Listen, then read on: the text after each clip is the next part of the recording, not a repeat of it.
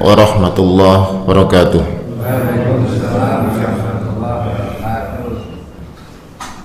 Innal hamdalillah nahmaduhu wa nasta'inuhu wa nastaghfiruh wa na'udzu billahi min shururi anfusina wa min sayyiati a'malina may yahdihillahu fala mudilla lahu wa may yudlil fala hadiya lahu. Ashhadu an la ilaha illallah wahdahu la syarika lah wa ashhadu anna Muhammadan abduhu wa rasuluh sallallahu alaihi wa ala alihi wa ashabihi mawalah wa sallama tasliman katsira. Amma ba'd. Alhamdulillah, para hadirin, para bapak dan juga para ibu yang dirahmati Allah Subhanahu wa taala. Alhamdulillah, kita bersyukur pada Allah Azza wa Jalla pada pagi ini, pada saat ini kita masih diberikan taufik oleh Allah untuk menjalankan tugas kita sebagai hamba Allah Subhanahu wa taala. Dan tentunya ini nikmat yang besar dari Allah Subhanahu wa taala bahwa kita masih diberikan kesempatan untuk melanjutkan tugas kita sebagai hamba Allah, yaitu beribadah kepada Allah Subhanahu wa taala. Alhamdulillah, kita sudah bisa menjalankan tugas dan kewajiban kita pada pagi ini, yaitu sholat subuh dengan berjamaah yang merupakan salah satu tanda keimanan bahwasanya seorang yang telah diberi taufik oleh Allah bisa melakukan sholat subuh dengan berjamaah, maka disebutkan dia telah lepas dari kenifakan. Ini nikmat yang besar dari Allah Subhanahu wa taala. Kemudian juga saya memberikan peringatan bagi diri saya sendiri dan juga pada bapak-bapak sekalian tentang nikmat yang besar yang wajib kita syukuri pada pagi ini, yang Rasulullah telah bersabda, "Man asbaha minkum aminan fi sirbihi mu'afan fi jasadihi wa 'indahu qutu yaumihi faka'annama hizat lahu dunya bihadzafiriha."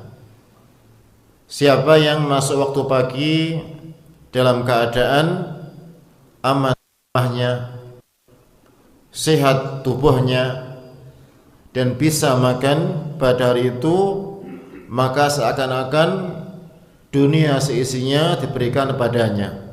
Maka alhamdulillah, pada saat ini kita dalam keadaan sehat, aman, mendapat rezeki dari Allah Subhanahu wa taala.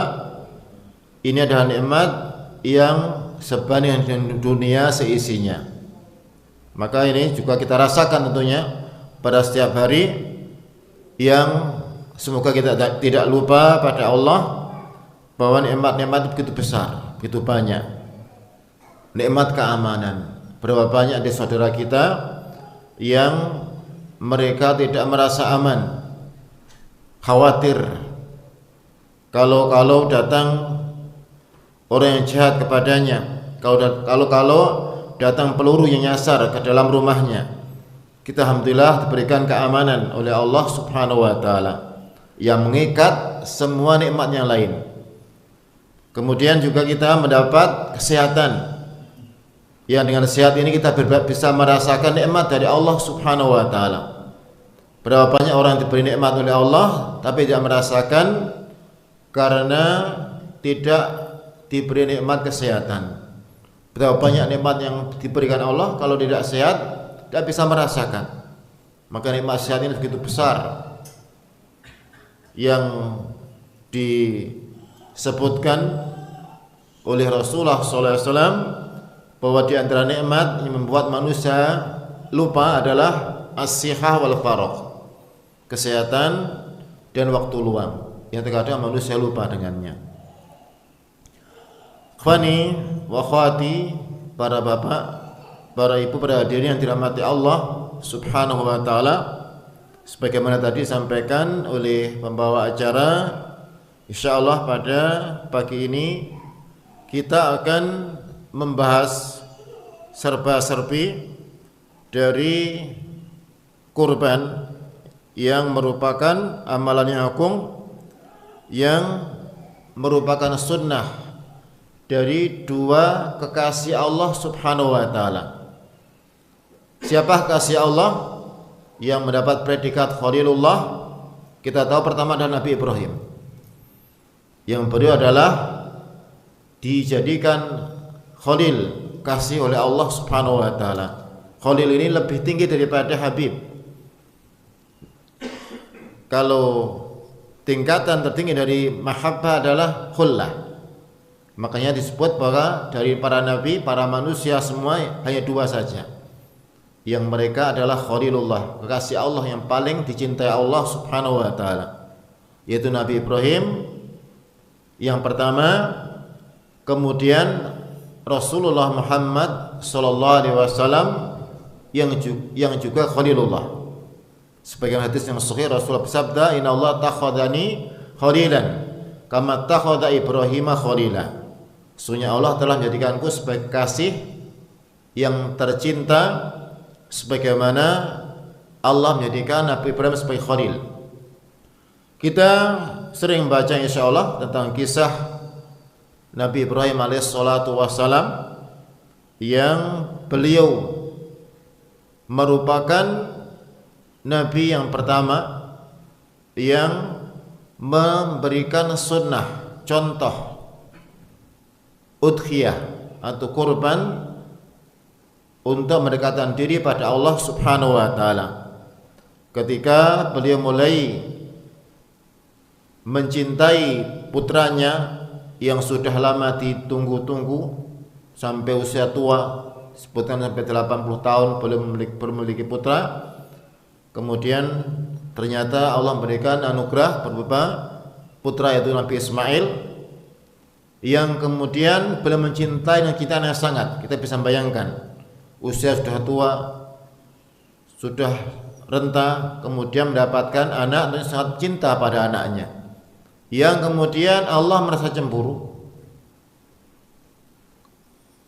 Kemudian Allah menguji apakah Nabi Ibrahim ini masih cinta pada Allah atau cinta pada anaknya. Kemudian datanglah mimpi yang kemudian Allah memerintahkan Nabi Ibrahim untuk menyembelih Nabi Ismail. Dan ternyata memang beliau adalah Khalilullah, kasih Allah yang sebenarnya, tidak mendahulukan cintaan selain Allah atas Allah Subhanahu wa taala. Sehingga beliau kemudian melaksanakan perintah tersebut dengan ikhlas pada Allah, dan kemudian juga Allah menerima dari ketulusannya, dari keikhlasannya, kemudian menggantikan penyembelihan tersebut dengan udhiyah, dengan sembelihan korban. Ini sebagai tanda cinta seorang hamba kepada Allah Subhanahu wa taala. Tidak cinta pada dunia, tapi cinta pada Allah. Dengan bukti dia berkorban. Dia merelakan sebagian hartanya dipersembahkan kepada Allah Subhanahu wa taala. Ikhwani akhwati rahimakumullah wa azakumullah. Di antara perkara yang penting juga bahwa udhiyah ini juga sunnah Nabi kita Muhammad SAW. Bahkan beliau adalah manusia yang paling banyak berkorban. Ketika Haji Wada, beliau menyembelih 62 unta sebagai korban beliau pada Allah Subhanahu wa taala, yang sebagian besar disembelih sendiri dan yang lain sebagiannya diwakilkan pada Ali bin Abi Thalib radhiyallahu anhu untuk menyembelihnya, karena Allah telah memerintahkan pada beliau untuk berkorban. Fasholli li rabbika wanhar, maka engkau salat untuk Rabbmu dan sembelihlah. Maka Rasulullah adalah manusia paling banyak salatnya, paling banyak sembeliannya kepada Allah Subhanahu wa taala. Dan tentang udhiyah ini sebagaimana yang tadi disebutkan adalah ibadah yang tentunya wajib diniatkan ikhlas pada Allah dan mengikuti petunjuk Rasulullah sallallahu alaihi wasallam. Dan ini adalah merupakan ibadah yang syar'i dengan nas Al-Qur'an, kemudian sunnah dan ijma' dari para ulama. Kemudian ada beberapa hal yang hendaknya diperhatikan, bahwa yang dikorbankan ini adalah binatang korban yang ada contohnya. Meskipun kita tahu bahwa binatang yang bisa dikorbankan itu banyak sebetulnya, tapi tidak boleh kecuali yang ada contoh dari Rasulullah sallallahu alaihi wasallam. Karena ibadah adalah tauqifiyah, wajib mengikuti nas yang sahih. Itu hukum ibadah kita tahu adalah haram sampai datang dalil yang mensyariatkannya. Makanya yang ada dari udhiyah ini hanya yang pernah dicontohkan Rasulullah sallallahu alaihi wasallam. Pertama adalah unta, yang alhamdulillah kalau di Jazirah Arab banyak jumlahnya, di mana-mana ada. Cuma kalau di tempat kita sepertinya jarang, atau mungkin hampir tidak ada orang yang berkorban unta di tempat kita, karena memang tidak atau sulit jumpai di sini. Kita paling lihat unta hanya di sebagian tempat saja, mungkin tempat wisata atau di kebun binatang. Tapi kalau di Arab memang di sana banyak dijumpai. Kemudian yang kedua adalah sapi. Yang sapi ini juga merupakan binatang korban sebagaimana unta yang disyariatkan. Dan juga sebagian ulama menyebutkan jamus yang mirip dengan sapi adalah sapi yang liar atau kerbau. Ini juga masuk dalam kategori dari sapi. Kemudian kambing, baik kambing yang Jawa atau kambing yang domba, yaitu yang kibas. Ini dua-duanya adalah disyariatkan. Ini yang merupakan binatang yang boleh atau yang sah untuk dikorbankan. Adapun yang lain seperti ayam atau apa yang lain lagi yang biasa dikorbankan, ini semua tidak ada contohnya. Maka hanya binatang-binatang ini yang dikorbankan, tidak boleh yang dikorbankan yang lain. Dalam masalah ibadah yang wajib adalah nasnya, karena hukum asalnya haram. Mungkin ada yang bertanya, siapa yang melarang? Apa ada dalil yang melarang korban dengan ayam misalnya? Dalam masalah ibadah bukan apa yang melarang, tapi mana yang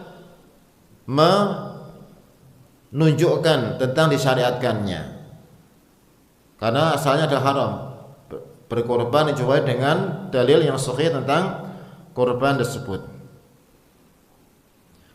Kemudian ini kita tahu tadi unta, kemudian sapi atau kerbau dan sebagian riwayat, kemudian kambing, baik yang kambing yang domba maupun kambing yang Jawa. Kambing Jawa nama lainnya apa? Kalau di kampus itu ada kambing kacang, ya. Tapi nggak tahu mungkin kalau yang istilah yang berlaku di sini apa namanya biasanya kambing Jawa itu? Hah? Wedhus gembel. Kalau yang kibas apa namanya? Yang domba? Gak kembali lah. Wedhus gembel yang kibas itu kan yang domba kan. Kalau yang Jawa ya kambing biasa, kambing Jawa lah istilah kita. Nah, kalau wedhus gembel itu kan domba. Biasanya orang nyebut itu kan kalau keluar apa? Keluar namanya asap atau lava dari Gunung Merapi ya biasanya seperti wedhus gembel. Nah, jadi ini bahwa hanya binatang inilah yang boleh dikorbankan, tidak boleh yang lain. Tidak boleh berkorban ayam atau burung atau yang semacamnya. Nah, ini tentang jenis-jenisnya. Jadi jenisnya ini hanya terbatas dalam hal-hal yang dicontohkan oleh Rasulullah Sallallahu Alaihi Wasallam. Kemudian bagaimana agar sah dari korban ini? Yang pertama adalah hubungan dengan niat. Harus meniatkan korban pada Allah Subhanahu wa taala ketika menyembelihnya. Meniatkan korban pada Allah Subhanahu wa taala. Bukan hanya menyembelih biasa atau menyembelih nanti untuk makan-makan bareng misalnya. Bukan untuk korban. Tidak sah. Kalau niatnya yang sekedar menyembelih seperti hari-hari biasa untuk menyediakan lauk untuk keluarganya atau teman-temannya, tidak boleh, tidak sah sampai diniatkan dikorbanan untuk Allah Subhanahu wa taala. Dan inilah yang akan sampai pada Allah. Karena tidak sampai darahnya dan dagingnya pada Allah, tapi yang sampai adalah keimanannya kepada Allah Subhanahu wa taala. Kemudian yang kedua, hendaknya di dalam berkorban ini mengikuti petunjuk Rasulullah sallallahu alaihi wasallam, yaitu memilih dari binatang kurban yang memenuhi kriteria, memenuhi persyaratan. Pertama dari segi usianya. Kalau unta berapa tahun minimal? Ada yang tahu? 5 tahun. Kalau sapi berapa? 2 tahun. Kalau kambing minimal setahun. Kalau domba 6 bulan. Berarti ini usia yang paling minimal. Yang kalau istilah orang Jawa itu sudah powel atau sudah apa? Kalau orang Arab itu saniyun, sudah apa? Jatuh gigi depannya. Bisa satu, dua atau mungkin banyak. Itu berarti sudah apa? Sudah sah, jadikan sebagai korban. Jangan yang penting enak dagingnya, wah ini saya milih yang muda saja, biar enak dagingnya. Kalau belum sampai usia maka tidak sah dari sembeliannya. Biasanya kan orang kalau ingin nyate kambing milih yang muda. Ini sate kambing muda. Tapi kalau untuk korban nggak boleh. Minimal kalau domba yang berbulu itu 6 bulan minimal.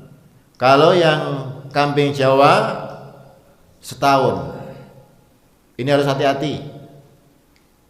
Dan ini harus diperhatikan. Biasanya kalau setahun itu cirinya gimana kalau kambing? Ada yang ahli kambing di sini? Kalau kambing setahun biasanya gimana cirinya? Biasanya sudah bau kambingnya. Sudah bau ketika kelihatan. Benar sudah patah giginya, itu pun juga harus hati-hati. Sebagian penjual itu nakal. Giginya belum jatuh soalnya, tapi dia apa? Dipatahkan pakai palu atau pakai apa? Ya. Supaya ini sudah giginya sudah apa? Jatuh. Hati-hati.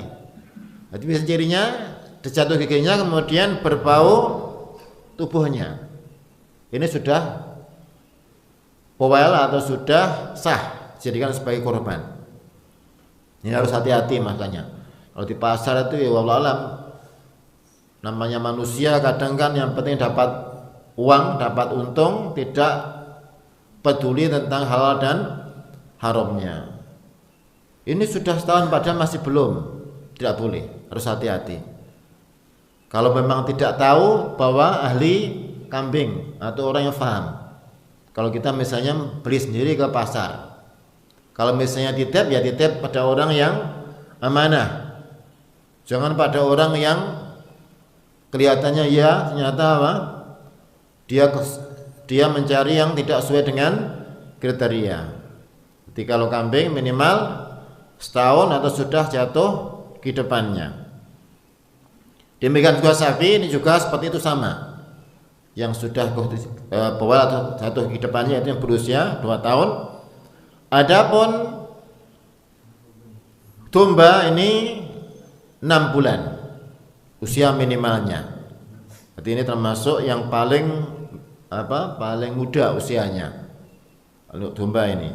Jadi setengah tahun atau 6 bulan sudah sah untuk jadikan sebagai binatang kurban. Kemudian yang berikut tentang sifatnya. Sifat dari kurban ini setelah usianya tentunya semakin gemuk, semakin besar, semakin mahal, semakin besar pahalanya. Karena kita tentunya ingin untuk lebih besar, lebih mulia, lebih bernilai ketika mengorbankan pada Allah Subhanahu wa taala. Makanya di antara hal yang disunahkan, yang disukai dalam kurban adalah yang paling gemuk, yang paling besar, yang paling mahal. Ini kalau mampu untuk melakukan. Karena ada memang sangat mahal. Ini kalau kita lihat sapi-sapi yang besar sampai berapa ton itu ya. Ada besar sekali, harganya sampai 1 miliar misalnya. Kalau memang mampu, jelas ini paling afdal, lebih besar pahalanya. Tapi syaratnya harus ikhlas, bukan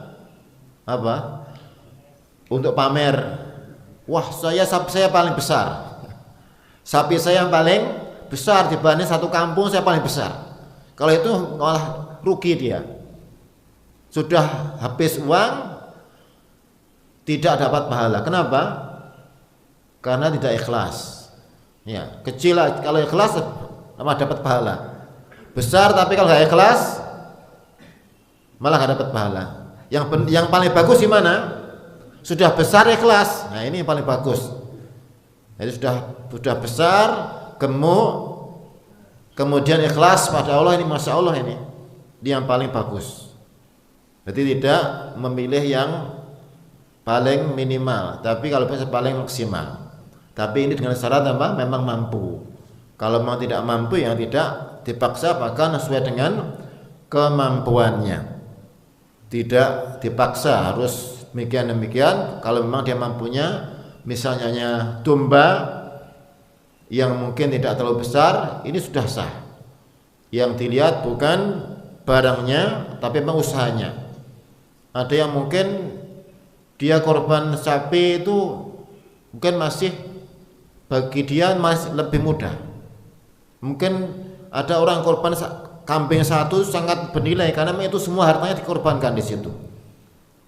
Berarti tergantung pada bagaimana usahanya untuk beribadah pada Allah Subhanahu wa taala. Ini jelas yang paling dianjurkan. Apa ada contohnya Rasulullah SAW ketika berkorban? Beliau berkorban dengan domba amlahain, azimain, sebutan dalam hadis. Beliau berkorban dengan domba yang sangat bagus, ya azimain, yang sangat besar. Disebutkan bahwa ciri domba Rasul ketika yang dikorban itu adalah yata'u fisawat wa yamduru fisawat, menapak di yang hitam dan melihat pada yang hitam. Maksudnya apa? Kakinya hitam, tubuhnya warnanya putih, kemudian kepalanya juga hitam. Ini kalau yang ahli kambing tahu insya Allah, karena ada yang biasa kontes kambing, Ada enggak ini yang mungkin pemelihara atau peternak kambing? Itu masya Allah. Jadi kepala hitam ya, yang bagus itu yang paling bagus. Jadi biasanya juara biasanya. Dan kalau yang juara biasanya harganya mahal sekali. Nanti akan diturunkan ya. Tapi ini memang kita tidak membahas masalah perlombaan ya. Intinya yang paling bagus ini yang paling diutamakan. Jadi Rasulullah bukan sifat dari kambingnya. Kemudian ada hal-hal yang ketika seorang berkorban tidak sah dari binatang ini. Yang pertama adalah yang buta matanya. Yang buta. Al-awarul bayyin. Yang buta yang jelas. Ya. Yang sangat jelas bahwa itu buta. Jadi kalau jalan atau arah, ini termasuk di antara binatang yang tidak sah dikorbankan. Karena kita juga tidak suka seperti itu, apalagi Allah Subhanahu wa taala. Kemudian yang berikutnya adalah yang sakit yang parah. Yang misalnya punya sakit flu yang berat misalnya. Kambing bisa flu ya? Bisa. Ada yang flu berat ya. Ada yang sangat demam dan sebagainya. Atau dia punya sakit kulit, korengan yang sampai nampak sekali, kecuali kalau mungkin diobati misalnya sebelum dikorbankan kemudian sembuh gak apa-apa. Tapi ketika pas korban kondisi sakit-sakitan yang parah ini tidak sah. Ya, keterlaluan dia. Kalau dia milih yang baik, kenapa untuk Allah dia pilihkan yang tidak baik? Kalau sampai milih yang seperti itu. Kemudian yang pincang, ini termasuk yang tidak sah dikorbankan. Maksudnya ketika dia beli atau dia punya yang pincang dikorbankan. Tapi misalnya ketika awalnya sehat, bagus, mungkin karena kumpul dengan kambing yang lain akhirnya apa? Berkelahi, kemudian pincang, insya Allah nggak apa-apa. Yang penting ketika awal dia apa? Awal dia mengorbankan itu sudah apa? Bagus kambingnya. Ini yang berikutnya yang juga tidak sah adalah yang sangat kurus. Yang sebutkan yang sangat kurus atau tidak punya otak. Ini biasanya memang kelihatan sekali. Jalannya aja seperti apa, nggak bisa jalan ya. Ini termasuk yang tidak sah dikorbankan. Sebagaimana hadis yang sahih Rasulullah menyebutkan 4 hal yang tidak sah yang tadi disebutkan. Pertama adalah yang sangat jelas butanya, kemudian yang sangat jelas sakitnya, yang jelas pincangnya, yang kemudian yang sangat kurus sekali. Ini adalah yang tidak sah sebagaimana hadis Rasulullah sallallahu alaihi wasallam. Kemudian yang lebih parah lagi itu juga lebih tidak sah lagi ya. Yang lebih parah lagi juga tidak sah lagi, misalnya sudah butanya sangat jelas dari lahir misalnya, jelas tidak sah. Kemudian ada hal-hal yang dimakruhkan meskipun tidak sampai tidak sah. Seperti yang lubang telinganya atau keruak istilahnya. Telinganya entah yang depan atau yang samping ya. Yang ini termasuk yang juga dimakruhkan. Kalau bisa milih yang utuh ya. Atau patah tanduknya. Ini juga makruh. Tapi sebetulnya kalau memang punya itu sah, karena yang diambil kan dagingnya. Selama dagingnya masih aman dikonsumsi, maka walaupun mungkin tanduknya patah, maka tetap sah meskipun itu dimakruhkan, tidak disukai. Tapi kalau memang punyanya itu atau mungkin betulan mau menjelang korban ternyata berkelahi dengan temannya, akhirnya kemudian patah tanduknya, tidak apa-apa, boleh ya. Ini tentang hal-hal yang tidak disukai dari binatang sembelian. Nah, jadi ada yang kalau yang namanya yang lubang dari telinga itu ada yang namanya al-muqabalah, ada mudabarah. Ya. Muqabalah itu yang bagian depannya itu lubang. Kalau mudabarah yang bagian belakang dari telinga itu lubang. Ya. Ini adalah hal yang juga termasuk yang tidak disukai. Nah, atau ada yang hilang semua tanduknya, musta'salah. Ya. Ini juga tidak sukai meskipun tetap sah kalau memang adanya itu. Nah, kemudian yang berikutnya yang terpotong dari zakarnya atau buah pelirnya. Ini juga tidak sukai meskipun tetap sah kalau dikorbankan. Kalau bisa yang masih utuh, jangan yang seperti itu. Nah, kemudian ada yang mungkin hilang sebagian puting susunya dan sebagainya, intinya yang tidak bagus dari kambing itu, maka juga tidak disukai meskipun ini tetap sah kalau dikorbankan.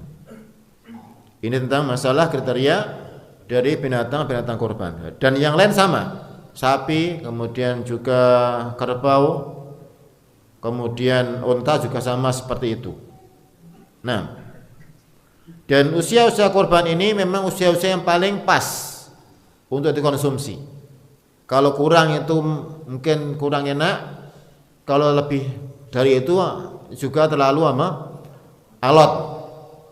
Jadi yang paling pas itu korban yang kambing usia setahun, atau domba setengah tahun, sapi 2 tahun, yang unta ini 5 tahun, ini paling pas memang. Kalau kurang ini mungkin kurang enak, soalnya yang ahli daging tahu bahwa daging ini kan tumbuh kan dagingnya, ada waktu yang maksimal, ada yang masih terlalu lembek ya. Ini waktu-waktu yang paling bagus ketika memang usia-usia ini. Makanya paling enak ketika dimasak kalau usia-usia yang seperti ini. Kemudian yang berikutnya tentang niat dari kurban ini. Seekor kambing sah untuk korban kepala rumah tangga dan anggota rumah tangganya, anggota rumahnya. Misalnya seorang punya istri, punya anak, dengan korban kambing ini bisa diniatkan dia sendiri dan seluruh keluarganya. Disebut oleh para ulama ahya'an wa amwata. Bahkan yang mati pun juga bisa diniatkan ketika dia berkorban itu, yang sudah meninggal dari anggota keluarganya, termasuk yang masih hidup juga bisa diniatkan dengan satu kambing ini, niat dia korban sekaligus untuk keluarganya. Dan juga 1/7 dari sapi atau unta. Karena kalau kambing kan minimal 1 orang kan, nggak boleh kurang dari 1, nggak boleh berdua patungan beli kambing. Atau sebagian sekolah itu rame-rame beli kambing untuk korban, tidak sah ini. Kalau mungkin latihan korban iya mungkin, tapi kalau untuk korban beneran tidak sah. Kalau kambing lebih dari 1 orang. Sapi juga seperti itu. Maksimal 7 orang. Apa boleh berkorban sapi 1 orang 1 ekor sapi? Boleh apa tidak? Boleh. Bukan satu orang 7 sapi pun boleh. Tapi minimal 7 orang berkorban seekor sapi. Jangan sampai lebih dari itu atau kurang dari itu. Maksudnya kalau misalnya 8 orang korban 1 ekor sapi tidak sah. Jadi kalau 6 masih sah, 5, 7 masih sah. Jadi ini tentang jumlah dari orang yang berkorban. Ini wajib mengikuti petunjuk yang datang dari Rasulullah sallallahu alaihi wasallam. Ada sebagian tempat bahkan masih banyak keyakinan dari sebagian orang kaum muslimin enggak ada batasan jumlah. Ada 10 orang korban seekor kambing. Ada 1 kampung korban seekor kambing. Ini enggak benar. Ini tidak ada dalilnya. Ya.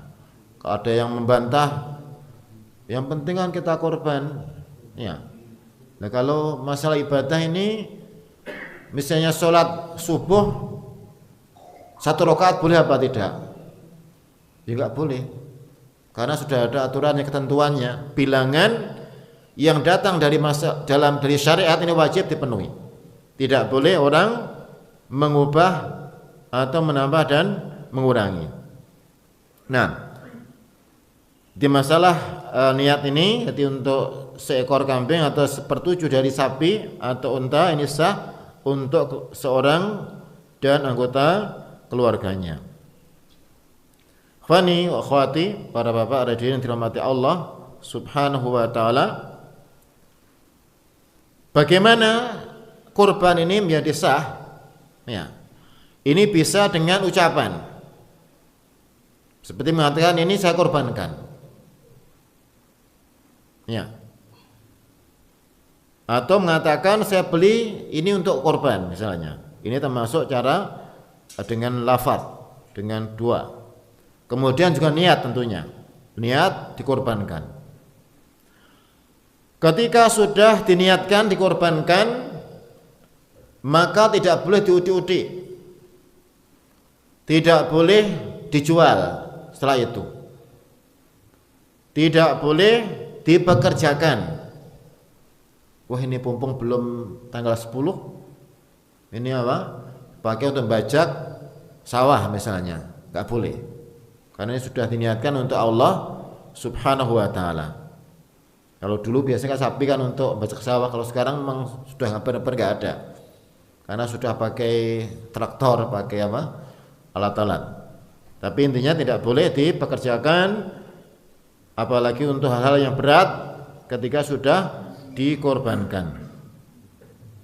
Nah, kemudian kalau ada suatu kasus misalnya sudah diniatkan korban ternyata hilang atau dicuri misalnya. Nah, yang seperti ini ada dua kemungkinan. Ada karena kesembronoan. Sembrono dia punya kambing dibiarkan tidak ditali. Ya. Kemudian setelah hilang, masya Allah hilang.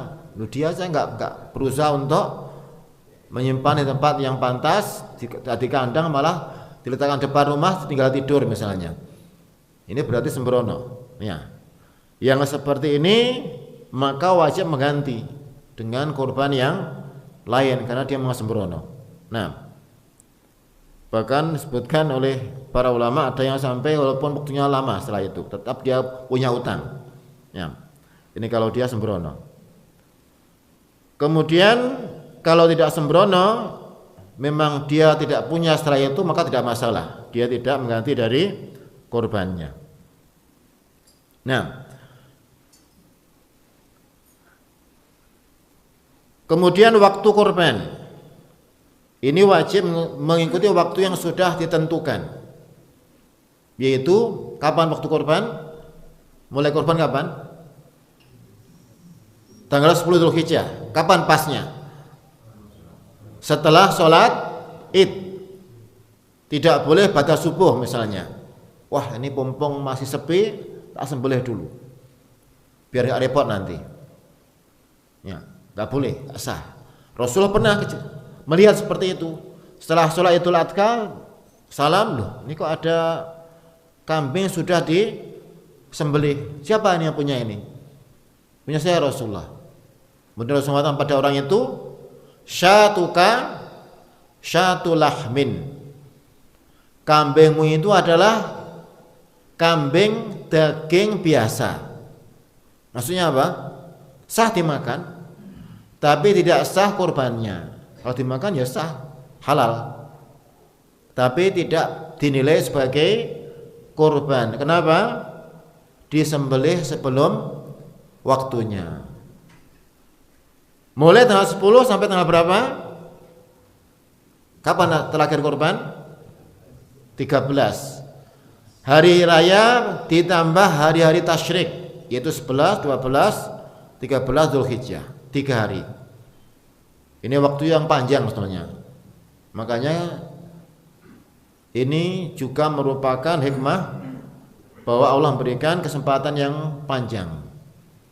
Tidak wajib harus hari pertama. Ya. Tidak wajib harus hari pertama, boleh hari kedua, ketiga, keempat boleh, nggak apa-apa. Bahkan mungkin yang berikutnya mungkin lebih longgar. Jadi sebagian orang mengatakan wajib pertama, kalau nggak pertama nggak marem. Tidak seperti itu. Karena waktu kurban ini luas sampai hari ketika 13 Dzulhijjah atau hari tasyrik tetap sah orang untuk berkorban. Jangan sampai memberatkan diri. Nah, kalau beli pun sebetulnya kalau mungkin tidak mampu beli di awal tanggal 10, ini bisa kan mahal, bisa beli yang hari setelah itu. Kalau hari setelah tanggal 10 biasanya Masya Allah ini harganya. Orang yang bawa kambing dari luar kota misalnya kan, yang penting apa? Saya nggak bawa kambing, nggak bawa uang, jual murah biasanya. Ini bisa dapat yang murah, besar, bagus ya. Kalau mungkin belinya setelah tanggal 10. Kita juga merasakan dulu ketika cari hadi juga seperti itu. 10 masih mahal waktu itu di Mekah, kalau sudah tanggal setelahnya itu sudah murah. Nah, hati ini waktu kurban. Nah, kemudian tentang apa yang dilakukan pemilik kurban terhadap kurbannya. Yang sahih, pemilik kurban boleh makan dari kurbannya, sebagiannya, jangan semuanya. Kalau kurban makan sendiri gimana? Ini enggak kurban namanya. Ya berarti untuk konsumsi aja, ya, bukan kurban. Dimakan sebagiannya. Kemudian yang sebagian lain disodakohkan kepada orang fakir dan miskin. Yang lain dihadiahkan. Jadi para ulama bagi 3 itu, ada yang dimakan, ada yang disedekahkan, ada yang dihadiahkan. Apa bedanya hadiah dengan sedekah? Kalau sedekah untuk orang yang membutuhkan. Kalau hadiah itu untuk orang yang tidak membutuhkan. Seperti kerabat atau para teman-teman yang mereka tidak membutuhkan sebetulnya, tapi boleh diberikan sebagai hadiah. Ini syiar Islam yang agung. Kurban ini disyariatkan untuk memberi pada orang yang membutuhkan dan beri hadiah pada orang-orang yang dekatnya, termasuk keluarganya dan teman-temannya. Kalau dia mengatakan saya tuh ikhlas, saya nggak mau makan kurban saya. Orang kurban itu wajib ikhlas, nggak boleh makan. Sebagian masjid seperti itu. Ada yang melarang pemilik kurban makan dari daging kurbannya, nggak boleh pak. Kalau bapak kurban di sini nggak boleh ambil, karena bapak itu nggak ikhlas berarti kalau ambil. Ini bukan masalah ikhlas nggak ikhlas, ini masalah syariat. Tuntunan Nabi SAW justru yang sunnah, yang kurban itu makan sebagian dari kurbannya, meskipun tidak semuanya. Kalau semua ya namanya hak kurban. Tapi malah yang sunnah mengambil sebagian dari kurbannya, bukan meninggalkan sama sekali. Ini malah diikuti petunjuk Rasulullah Sallallahu Alaihi Wasallam. Itu kalau memungkinkan.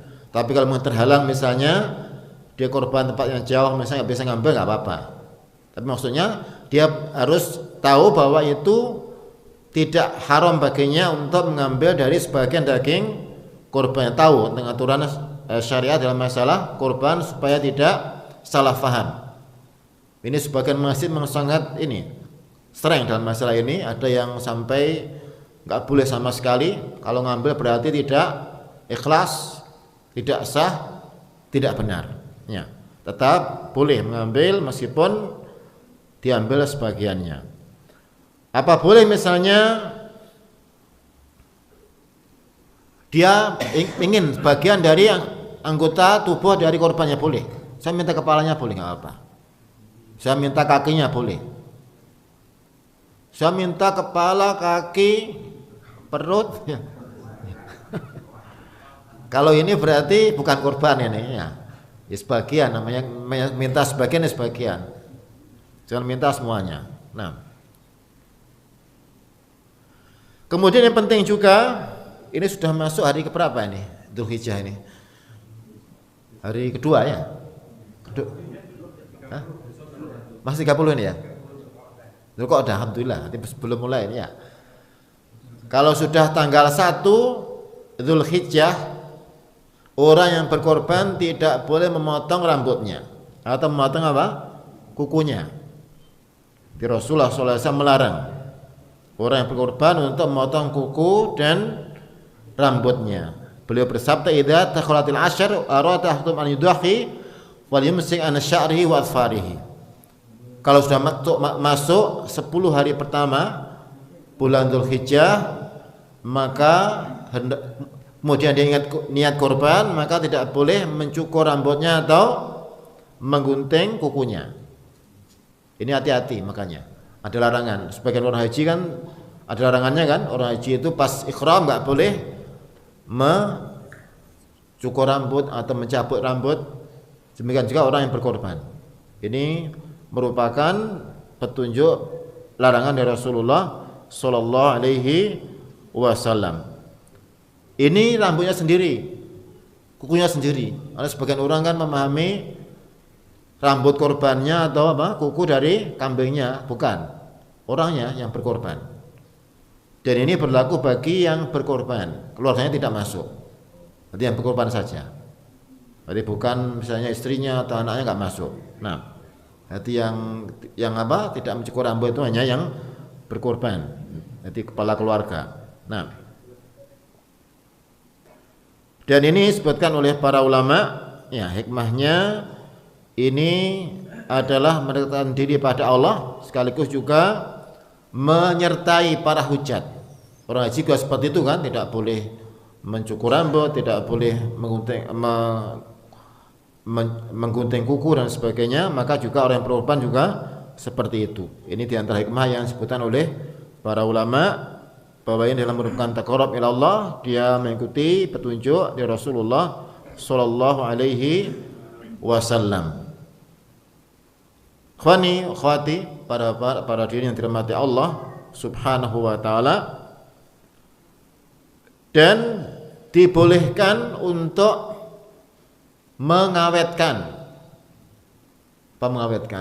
menyimpan korban. Jadi tidak harus dimakan pas hari korban, tidak, boleh disimpan. Di Rasulullah membolehkan waktu itu para sahabat untuk menyimpan. Kalau dalam zaman dulu kan mereka mengawetkan dengan dijemur. Sebut tasyrik itu adalah menjemur daging-daging korban. Jadi tasyrik itu artinya menjemur daging untuk supaya awet dimakan walaupun setelah hari-hari tasyrik. Dibolehkan. Kalau sekarang mungkin dimasukkan di freezer atau di kulkas, maka dibolehkan. Kemudian juga para ulama menyebutkan boleh berkorban di tempat yang bukan tempatnya. Meskipun yang afdal itu berkorban di tempat kediamannya untuk syiar, sekaligus untuk memberikan santunan pada orang-orang fakir yang berada di sekeliling rumahnya.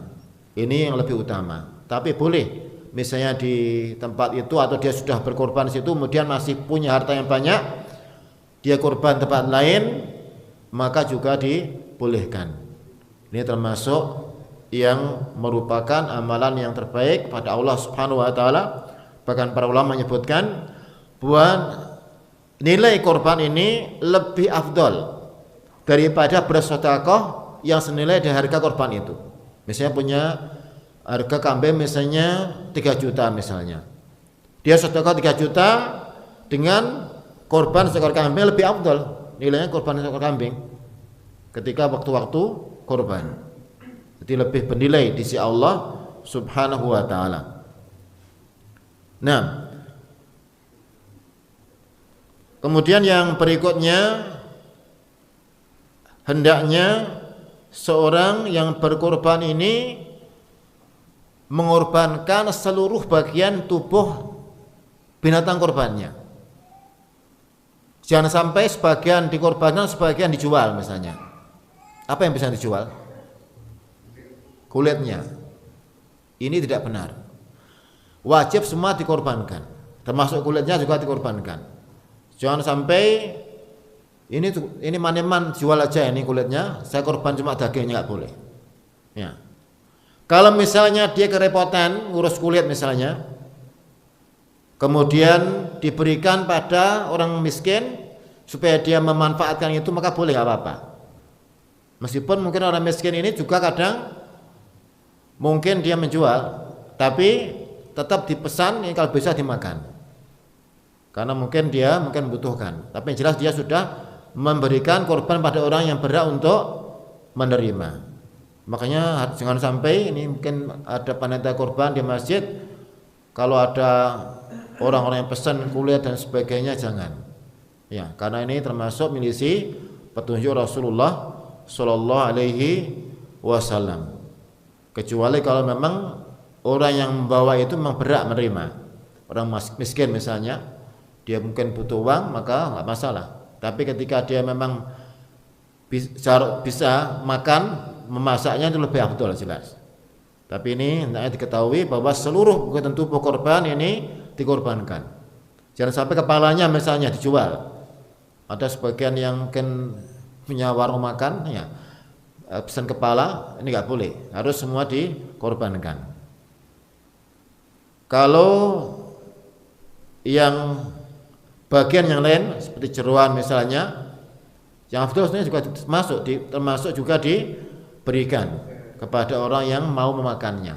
Tapi memang ada sebagian yang memang menjauhi karena mungkin terus kesehatan, ya mungkin berikan pada yang memang benar-benar butuh, karena memang kalau kita nggak butuh, banyak orang-orang yang membutuhkan.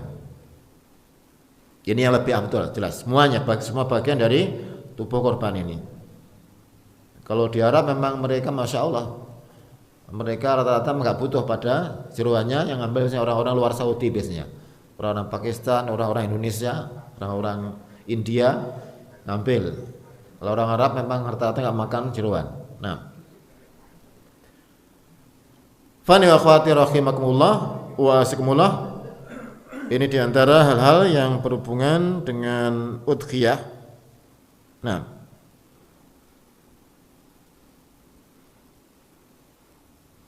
insyaallah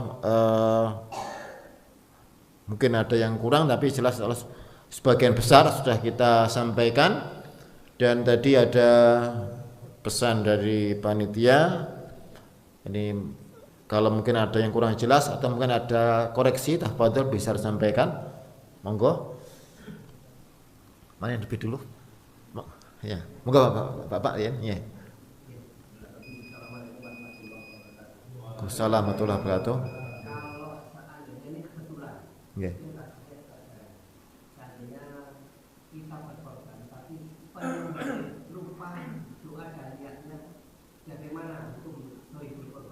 Ya, untuk korban ini yang sunnah ketika menyembelih itu kan baca bismillah, kemudian bertakbir, kemudian ini sembelihanku atau ini korbanku, hadi udhiyati, sebagian Rasulullah SAW melakukan. Tapi ini tidak wajib. Yang wajib adalah ketika menyembelih membaca basmalah dan niat dari yang berkorban sudah sah. Meskipun ketika menyembelih tidak menyatakan, karena semua orang tahu dia kan berkorban kan memang. Jadi yang penting dia sembelih dengan sembelihan syar'i maka sudah sah. Ini kalau dia menyembelih. Kalau misalnya sampai bismillah pun lupa gimana? Wah, saking semangatnya sembelih, wah tadi belum bismillah, gimana ini sudah terlanjur ini sembelih. Ini kata Syaikh Taimiyah, selama dia muslim dan tidak sengaja meninggalkan basmalah sah.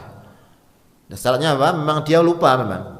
Jadi wajib bagi orang yang ingat, kalau yang lupa nggak apa-apa. Selama dia muslim maka sah sembeliannya. Karena dia memang tidak baca basmalah karena apa? Karena lupa, bukan karena apa?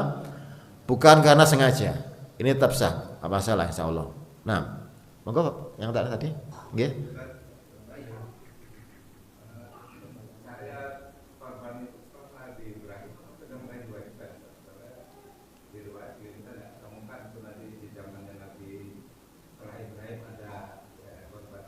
Ya. Ya. Yang jelas ini sunnah Nabi Ibrahim dan dua dan Rasulullah SAW. Buktinya Rasulullah ketika beliau masa hidupnya sangat sering berkorban. Pernah sekali korban sampai berapa tadi? 62 ekor unta. Dan bahkan beliau juga mencontohkan, merintahkan. Ada hadis yang sangat tegas sama masalah ini. Beliau bersabda, "Man kana indahu sa'ah falam yudhi fala yaqrabanna musallana." Hadis sahih dalam Sahih Muslim yang lainnya. Siapa yang punya kelapangan, punya uang maksudnya, punya kemampuan untuk membeli kurban atau menyembelih kurban, kemudian tidak berkorban, maka jangan sampai mendekati tempat sholat kami. Itu tegas sekali. Makanya di sini para ulama seperti Abu Hanifah dan yang lainnya mengatakan wajib kurban ini bagi orang yang mampu. Kemudian jumhur ulama mengatakan sunnah muakkadah. Jadi kita lebih cenderung yang wajib karena ini sangat tegas hadisnya. Dan kita tidak melihat yang memalingkan dari yang wajib, ada yang lain. Kan hukum al-asl fil amri al-wujub. Ya. Kemudian ada mungkin sebagian telah mendengar bahwa korban ini yang wajib sekali seumur hidup. Pernah dengar nggak ini pendapat seperti itu? Ya, semoga aja nggak dengar. Ada yang mengatakan seperti itu karena korban ini untuk kendaraan di sirot, nyeberangi. Jadi kalau ini korban kambing naik samping, kalau korban sapi naik sapi, ini tidak benar.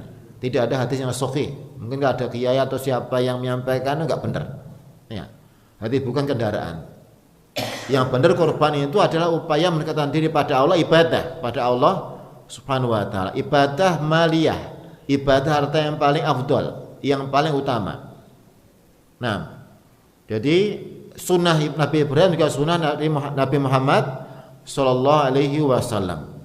Berarti belum melakukan sepanjang hidupnya sampai belum meninggal. Berarti ini sunnah beliau. Kalau kita umat beliau juga mengikuti sunnah Rasulullah sallallahu alaihi wasallam.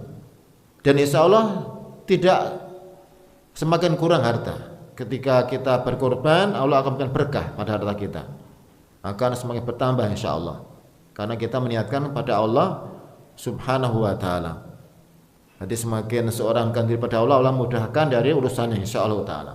Nah, iya, monggo.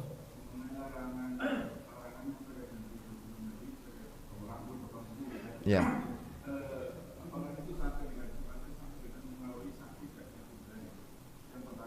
Ya.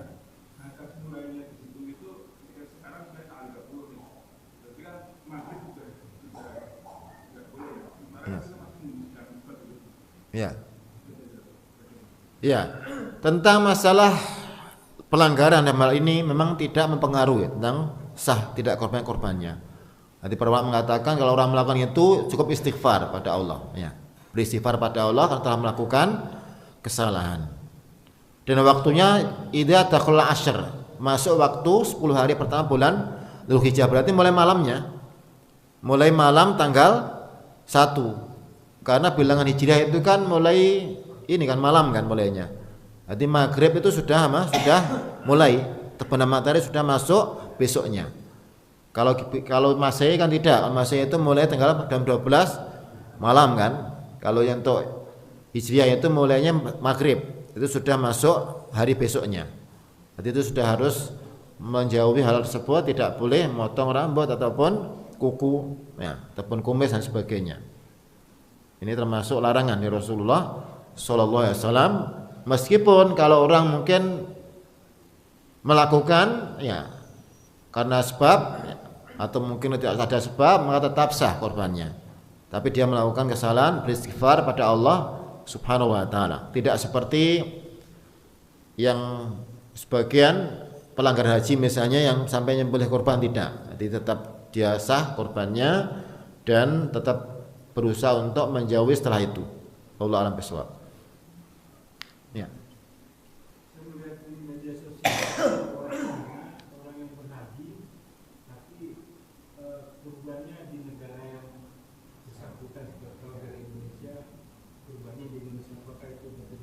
Ya. Melihat jenis korbannya. Kalau korbannya itu hadyu Hadi itu apa yang istilahnya sembelian yang berhubungan dengan rangkaian hajinya tidak boleh di tempat lain, harus di tanah haram. Misalnya haji tamattu atau qiran misalnya, itu kan wajib menyembelih korban untuk hajinya, untuk manasiknya kan. Ada hubungan manasiknya. Itu enggak boleh tempat lain. Tapi kalau korban biasa selain itu boleh enggak apa-apa. Kita misalnya ada orang haji, korban di rumahnya juga di Indonesia, boleh enggak apa-apa. Tapi yang masalah ini, yang hadiah itu, ini wajib di tanah haram. Rasulullah tidak pernah berkorban itu di selain tanah haram. Kalau ada yang tanya, mana dalil yang melarang? Ya salah yang tanya. Kalau masa ibadah bukan saya melarang, tapi apa? Apa dalil yang membolehkan? Bukan yang melarang. Karena hukum asalnya adalah haram hukum asalnya. Sampai datang dalil yang mencontohkan itu Rasulullah tidak pernah menyembelih hadi di luar kota Makkah. Nanti kalau ada orang-orang yang berfatwa seperti itu, ini fatwa yang sesat dan menyesatkan. Bahkan ada orang yang sampai fatwa haji itu enggak harus bulan haji misalnya. Karena kalau bulan haji kan repot, kemudian rame.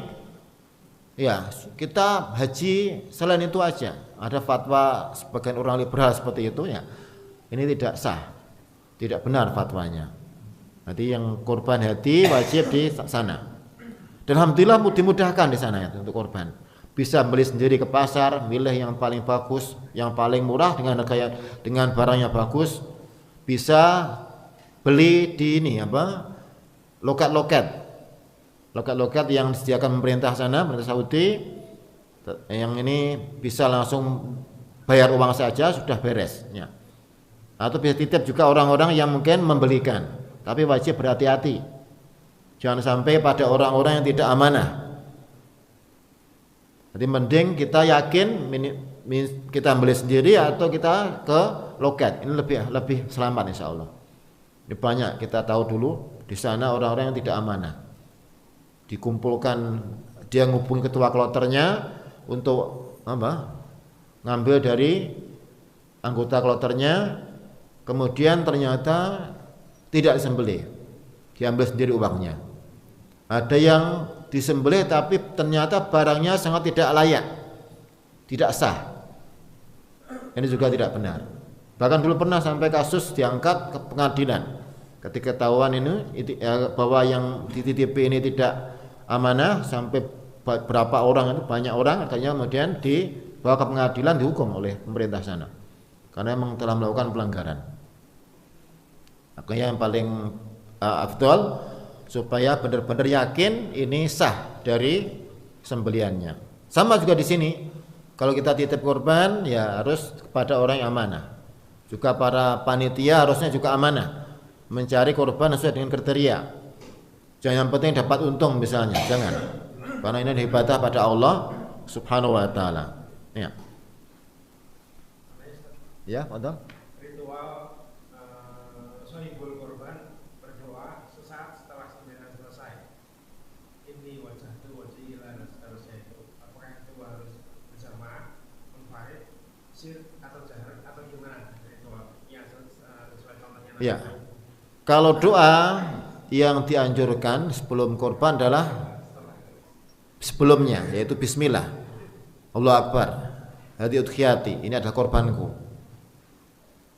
Tapi yang setelahnya memang tidak ada. Tidak ada contoh Rasulullah bahwa beliau mengucapkan sesuatu setelah korban. Tapi misalnya ada orang yang berdoa setelah itu, misalnya dia bertawasul dengan korban ini, boleh, nggak apa. Kan termasuk tawasul yang boleh adalah tawasul dengan amal yang soleh kan. Ya Allah, dengan korban saya ini semoga Allah memudahkan urusan saya, boleh, nggak apa-apa. Ya, atau doa apa yang lain yang baik lah. Setelahnya boleh, nggak apa-apa. Tapi tentunya ini adalah tidak berkeyakinan itu adalah wajib. Karena itu memang Rasulullah tidak pernah mencontohkan. Tapi kalau dia misalnya berdoa setelahnya, Allah termasuk salah satu tawasul yang dibolehkan, insyaallah taala. Nah, jadi insya Allah mudah, agama ini mudah, tidak mempersulit. Ya, ada orang haji itu kadang malas atau aras-arasan karena apa? Sulitnya. Satu putaran tawaf doanya ini, kedua ini, ketiga ini, sampai manasik itu sampai tebal. Padahal Rasul nggak mencontohkan. Doa ketika tawaf apa? Ada yang tahu?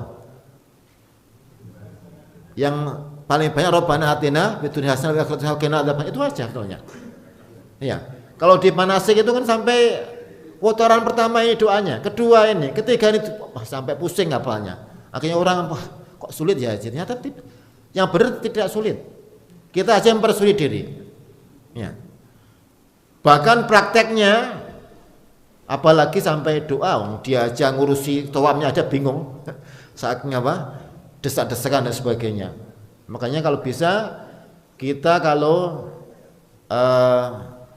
beribadah itu melihat dalilnya. Itu yang mudah. Semua ibadah itu mudah, termasuk haji, termasuk kurban juga mudah. Tidak ada yang sulit sebenarnya. Ya. Insyaallah ini tanya pada orang yang berilmu supaya memberikan penjelasan tentang masalah tersebut. Insyaallah sudah cukup ini. Ya. Semoga Allah memberikan kesempatan, kemampuan pada kita untuk berkurban pada tahun ini dan tahun-tahun berikutnya juga. Ya, semoga Allah melapangkan rezeki kita, memberikan berkah pada rezeki kita dan juga memberikan kesempatan pada kita untuk melanjutkan ketaatan pada Allah Subhanahu wa taala. Wallahu a'lam bishawab. Sallallahu Muhammad wa alihi wasallam. Subhanallah asyhadu an la ilaha illa anta astaghfiruka wa atubu ilaik. Assalamualaikum warahmatullahi wabarakatuh.